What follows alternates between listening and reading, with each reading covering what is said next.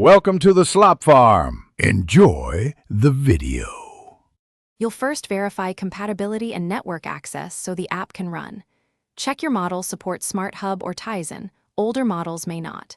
Next, connect your TV to Wi-Fi or plug an Ethernet cable and test internet in settings. Once done, sign in with your Samsung account on the TV. This enables downloading apps and syncing. Doing these steps now prevents errors later and speeds installation because the store needs an online and registered device to deliver YouTube correctly.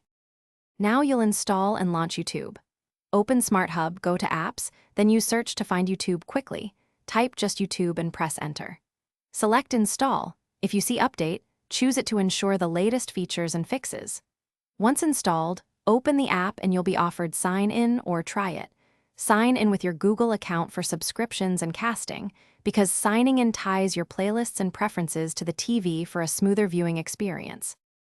Finish by signing in and pairing devices so playback and control are seamless. Use the on-screen code under Sign In with a mobile device, or tap the cast icon in the YouTube phone app to pair instantly. Pairing lets you queue videos from your phone. Make sure mobile pairing is enabled in app settings. If something goes wrong, restart the TV first, check for a firmware update, and then reinstall YouTube. These steps clear common cache or compatibility issues. Thanks for watching.